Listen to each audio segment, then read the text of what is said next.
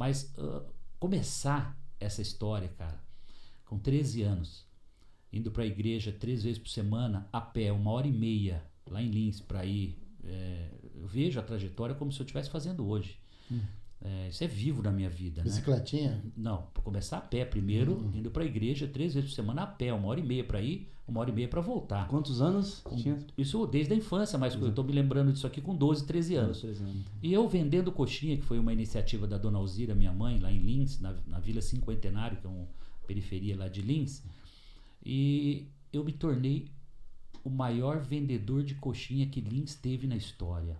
E quando eu falo isso, a galera pergunta assim, mas como assim o melhor vendedor de coxinha? Eu consegui comprar um Fusquinha 1962 à época para minha mãe, porra. Você sabe o que é? Vendendo coxinha. Você transformar a vida da sua família, com 13 anos eu entender que o trabalho, que o dinheiro pode transformar a sua vida, mudar a vida da família, e a gente começa a ir para a igreja de Fusquinha, cara. Aquilo foi você não tem ideia do que foi essa vitória. 3 horas. Mas tudo bem.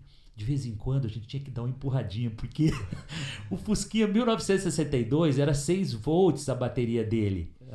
Então, naturalmente, de vez em quando ele ficava e não pegava. Não, mas não pegava, cara. E aí, mas te juro que de vez em quando empurrar ele era tão prazeroso, porque depois que ele pegava, cara, vencia uma distância muito grande. Posso perguntar um detalhe dessa época? Como que era a produção disso? Porque foi crescendo, você foi vendendo e subindo a venda, como que vocês se ajeitavam? Minha mãe tinha uma indústria praticamente em casa, meu. Eu vendia 3 cestos de salgados, vendia uma média de 600 salgados em meio período. Eu fazia 3 viagens, eu criei uns nichos, tipo assim... Fazia fiado? Cara... Cadernetinha, você não tem noção. E aos sábados eu voltava em toda a minha rota. Então eu tinha marcenaria, construções, serralherias, madeireiras, tudo que vocês imaginarem. Que a galera, 3 da tarde, 3h30, dava uma fome no povo, rapaz. Então era ali que eu falei, cara, eu descobri meus nichos de negócio. Claro que eu fui descobrir depois, só com 20 e poucos anos, que eu fui o melhor vendedor de coxinha que ele teve na história. Era nato isso, muito legal. Você tinha um pitch específico assim? Mas olha que legal. Olha que legal. Seguindo aí. Já vai começar a vir as dicas aí, pessoal, para você que está nos assistindo aí pelo YouTube, você que está nos ouvindo também no podcast, presta atenção. Com 15 anos, eu consigo meu primeiro emprego. Copiador de Xerox. Tá? 15 anos, carteira registrada, carteira de trabalho, com meio salário mínimo na carteira. Foi meu primeiro, lembro como se fosse hoje, como R$60, acho que foi meu primeiro registro na carteira. Bati o ponto então. Cara, conhece uma dessas? Pô, isso aqui, cansei de enfiar essa ficha aqui e tirar o... Aperta aqui. Logo mais a gente bate aqui o ponto aqui, ó. Aqui, a gente fez só pra você, especial. Na verdade, Semizato, eu vou te pedir perdão, porque no começo do programa era pra você ter batido o nosso ponto. Já perdeu uma parte da... Não, o RH vai descontar. O RH vai descontar. Sai marcadinho, ó. Marcadinho, carimbado aqui, ó. Exato, isso aqui é um ritual de entrada e de saída. Então deixa aqui que depois você vai bater na saída também. É tipo um turno, entendeu? Mas, gente, vocês não fazem ideia do que é um copiador de Xerox em 6 meses se tornar gerente da copiadora. Aí vocês vão falar assim, não, você tá abusando, né? Eu desmontava as máquinas, eu fazia limpeza, eu fazia polimento de cilindros, eu fazia limpeza de fusor. Tudo isso está vivo na minha cabeça até hoje. Aprendeu? Cara, o técnico da Xerox que chegava lá, eu ficava fazendo junto com ele, enquanto ele ia fazendo uma máquina, eu ia fazendo a outra e aprendendo da polimento, fazendo a limpeza de fusor, desmontar a máquina, limpeza por dentro, eu desmontava toda a frente da máquina e fazia a limpeza, porque a cópia, o que eu fiz? Eu fazia as cópias ficarem melhor do que a original, cara. Aí o cliente olhava e falava, não é possível, você está me entregando uma cópia melhor do que o original que eu te trouxe? Eu falei, pois é, aqui o serviço da Garagem Cópias é assim. A cópia tem que ser perfeita e melhor que a original. Com isso, eu fui conquistando os clientes. Eu não estava ali para tirar cópia. Eu era dono da copiadora, eu cuidava do negócio como se eu fosse o dono. 6 meses depois, eu já estava gerenciando. Eu me lembro que eu chegava em casa, compartilhando com a minha irmã, com a família, e dizia assim, olha, eu já tomei metade da cadeira do gerente. Mais um pouquinho, eu sou gerente daquela copiadora. E nessa de me relacionar, fazer network com os clientes no balcão da copiadora, porque era um balcão de uns 15 metros e cheio de clientes. E aí chegava um cliente muito chato, Valmir, e esse cliente... Nome. Lembro não, Valmir da Rocha Mel, porra. Esse cliente, cara, você não tem noção, lá de Lins. Porra, muita gente conhece e deve estar ouvindo. Cara, esse cliente chegava no balcão, todos os funcionários, que eram mais de 20, fugiam, cara. Toda vez o Semenzato era o cliente que ia atender esse cliente chamado Valmir, que era um auditor de empresas, contador, etc. Um belo dia esse cara olha pra mim e eu falando pra ele, cara, tô fazendo um curso de computação nos finais de semana, já tô aprendendo a programar computadores, me relacionando, contando com muito entusiasmo o que eu estava fazendo. Eu tô estudando, tô aprendendo isso, aprendendo aquilo e contando. E ele vendo o meu diferencial. Um belo dia o seu Valmir consegue uma vaga, ou surge uma vaga num grupo de empresas chamado Sermácula de Lins, madeireira, cerealista, material de construção, tudo que você pensar, fazendas, um grande grupo, um grupo grande de empresas lá. E aí o seu Valmir chega, Semenzato, tem uma oportunidade para você, não sei se você vai gostar, etc. Pô, seu Valmir, mas eu tô indo bem aqui, né, na copiadora, como é que faz isso? Eu não tinha a mínima ideia, né, do que ia acontecer na minha vida, né? Mas falei, olha, se você conseguir convencer o seu José Rafael Rosa Pacini, que é o dono da copiadora, tá tudo bem, eu topo. Eu tô estudando para isso, eu tô aprendendo a programar computadores para isso. Cara, 8 meses, 1 ano depois eu já estava na Cobra Computadores, na fábrica em Ribeirão Preto, fazendo curso de programação de computadores na fábrica. Eu aprendi a programar a linguagem COBOL com 16 anos. 16 anos, tá? Com 16 para 17, eu assumo o centro de processamento de dados desse grupo e começo a desenvolver todos os sistemas que vocês imaginarem. Aí começa aqui, contabilidade, contas a pagar, folha de pagamento, controle de tributos, né, ICMS, livro de ICMS, controle de gado, controle de construtora. Comecei a desenvolver todos os códigos, sistemas. os softwares. Sim, e de desenvolver os códigos você aprende. Sabe o que aconteceu? Mas sabe o que aconteceu? Né? Eu me tornei, na Garagem Cópias, o melhor copiador de Xerox que Lins teve na história. Que me levou ao quê? Ao melhor programador que Lins teve na história, cara. Eu me tornei referência desenvolvendo programas de computadores. E aqui eu quero dar uma pausa e quero deixar uma dica já pra galera. Legal. Será que você está sendo melhor naquilo que você faz hoje? Será que você está copiador de Xerox e acha que você tem que morrer copiador de Xerox? Ou você está fazendo conexão, você está abrindo portas para você crescer profissionalmente? Isso, aqui começa a trajetória. São os pilares que vocês vão ter que fazer analogia com o que vocês fazem hoje, com o que vocês estão fazendo, com o tamanho do seu sonho, com a projeção de onde você quer chegar, porque vem coisas muito maiores do que isso ainda e vocês vão perceber nessa trajetória. Não obstante eu me tornar o melhor programador que Lins teve na história, eu estou fazendo um curso técnico com 15, 16, 17 anos. Você levava junto? Primeiro colegial, fiz o técnico junto. Bom, vou fazer, então vou aprender a programar computador também, pô. Legal. E vou me formar como técnico. Tem Nem a base, sonhava né? fazer faculdade, porque acho que já sabia que não ia dar também, não ia ter tempo, não ia, né, enfim. Terminei o curso técnico, sabe o que acontece? Eu me tornei o melhor aluno formado do colégio. E eu sou convidado pelo Instituto Americano de Lins para ser professor segundo grau, com 18 anos. Com a mesma idade dos alunos? Presta atenção. Fui dar aula para minha esposa. Fui dar aula para minha esposa. Ela, no último, 3º ano colegial dela, ela foi minha aluna. Se conheceram ali. Foi a Samara. Eu conheci na igreja, mas na verdade, as coincidências, né? Os gostos comuns. Ela fazendo o curso de processamento de dados, eu fui professor dela no 3º ano colegial. Bom, autorização da Secretaria de Estado da Educação, autorização especial, porque eu não tinha pedagogia. Não era bacharelado para dar aula. Não fiz pedagogia, não fiz nenhuma especialização para lecionar. Então, autorização especial, carteira de trabalho, professor segundo grau. Cara, o professor mais jovem da história, acho que, sei lá, do país, talvez.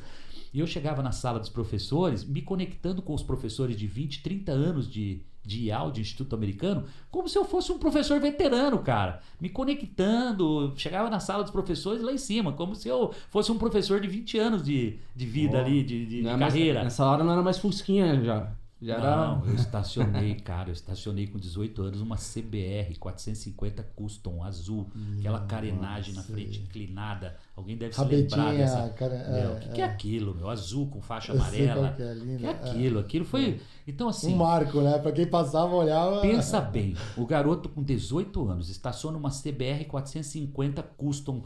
Cara, muitos poderiam ter perdido o juízo nessa hora. E aí vem outra dica pra galera: foco, determinação. Eu não cheguei no ápice ainda. Eu estava no primeiro degrau de uma trajetória, de uma escada maravilhosa que viria pela frente, mas eu tive que ter cabeça para suportar isso. Porque a tentação naquele momento é óbvio que era grande. As baladas, jogar futebol no final de semana. O que o Semenzato fazia sábado e domingo? Eu ia dar aulas particulares para os alunos que tinham dificuldade de segunda a sexta. Eu peguei um computador sábado e domingo na padaria do meu sogro lá em Lins e eu ia dar aula particular no escritório da padaria, cara. Passava sábado e domingo dando aula particular. Bom, chegou o momento que eu era então programador, o melhor da cidade com o melhor salário, professor segundo grau, desenvolvendo sistemas para várias empresas já, porque estava sendo procurado para isso, dando aulas particulares nos finais de semana. Então, essa trajetória... Essa aí? Cara, essa daí já era tá... uma dessa aí, ó. Essa tá Café Racer. Essa não, é parecida. A CBR... Você tem que botar o ano ali. CBR 450, vamos falar em 1980 e alguma coisa. 82? 85. Entre 85 e 86.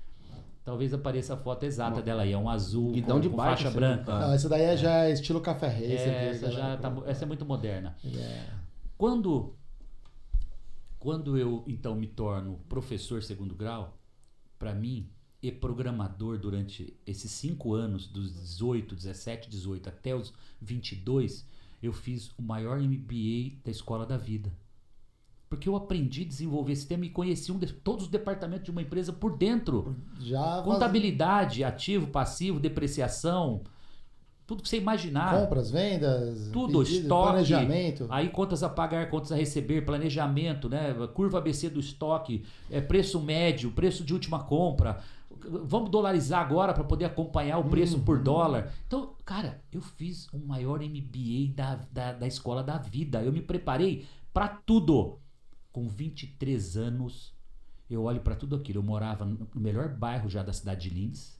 Eu já tinha o melhor salário e tinha carro zero na garagem. Tinha um Monza SLE. Monza SLE 1990. Cinza metálico. Cinza metálico. Eu pensei exatamente nesse Monza. De vez em quando tem umas peças raras por aí, se vê, né? Não, até hoje, mas na época era um canhão. Gente, assim, era o carro. Vocês não fazem ideia do que é a realização de sair da periferia da cidade e estar morando no melhor bairro da cidade. E já começar a se ver como empresário bem-sucedido. E o sonho estava lá em cima. E aí, cara, toda aquela preparação de de aulas particulares, o curso técnico, o curso livre do final de semana veio a inspiração para fundar a Microlins, que viria a ser mais adiante, fundei em 91, tá? Viria a ser em poucos anos a maior rede de escola de informática e curso profissionalizante do Brasil. Eu coloquei mais de 4 milhões de jovens para trabalhar, porque eu não vendia um curso, eu vendia o encaminhamento ao mercado de trabalho, né? Se a gente perguntar agora, é certeza que tem alunos, que foi aluno... Aí, ó, o Monza aí, ó. O meu, acho que era 1.8 mesmo, ou 2.0, não me lembro. Não. Mas acho que era 1.8. E aí, cara... eu transformei a vida de milhares de jovens, levando exatamente a inspiração da minha vida. Vocês façam um curso de computação, né? Mude o seu futuro, ou mude o futuro da sua vida agora, né? Faça um curso na Microlins. Então, daí foi. E essa explosão nessa época é muito interessante, eu penso porque para você crescer nessa capacidade, como que foi você montou um plano, mas você teve que fazer um advertising ali, uma divulgação, você teve que botar um dinheiro ali, pois né? A história aí é bem interessante. Eu quero contar 2 experiências nesse começo que foram assim dramáticas e que muita gente que está nos ouvindo agora e está nos assistindo certamente já passou por isso ou está passando por isso. Então ele também vai ter que ter aqui um aprendizado. Um ponto de inflexão. Eu montei 17 escolas próprias e todas com financiamento bancário. Eu me alavanquei. Eu tomei dívida além do que eu poderia. Não fosse o Plano Real em 94, o Plano Real chegou em 94, o que o Plano Real fez? Eu tinha dívida em dólar. Tá? Eu tinha dívida em dólar, então os contratos dos computadores de leasing, todos os contratos de dívida... Até carro era, né? Era tudo em dólar, caminhão, tudo. Então os computadores leasing em dólar, subindo assim, tá? E deflação na mensalidade dos alunos. Ou seja, todo mês o aluno pagava menos, porque ia deflacionando, tirando a inflação que estava sobre o preço. Por causa do plano, né? Por causa do Plano Real. Sim. 6 meses depois eu não tinha dinheiro para pagar mais. Professor, aluguel, prestação de computadores. O que eu faço? Isso era 94. Final de 94, lembra daquele cara chamado Valmir? Eu me encontro com o Valmir de novo, que nesse momento era um consultor de empresa, e falo, Valmir, a coisa tá feia, rapaz. Foi maravilhoso até aqui a trajetória, mas eu tô falido. Eu devo mais do que eu tenho. Se não tiver uma saída, provavelmente eu vou voltar a ser programador, vou voltar a ser um executivo do mercado de novo, porque acho que o meu negócio... Ele olhou para mim e falou assim, por que você não transforma em franquia? Um papo assim de encontrar numa rua, parar o carro e trocar figurinha ali. Ele falou, por que você não faz franquia? Isso foi num podcast, ele falou assim... Janeiro de 95, fevereiro, março, em 3 meses eu monto a Microlins Franchising. Fui buscar know-how onde eu nem existia, eu nem sabia o que era franquia, você não tem noção, eu nem sabia. Qual que foi essa jornada? Assim, Meu, você foi indo peguei um advogado, o advogado falou, cara, eu vou descobrir, ligou para São Paulo, para uma outra empresa, pegou uma cópia de um contrato que um amigo passou para ele, ali nasceu o meu primeiro contrato de franquia, cara. Eu entreguei, o que eu fiz? Eu vendi as 17 escolas para um empresário que estava com dinheiro, falei, você vai me pagar 8% de royalties sobre faturamento, cada escola tinha 1.000 alunos, o negócio era maravilhoso, a margem era estupenda, muito boa, né? Então tinha margem, e o cara via, tá aqui, ó.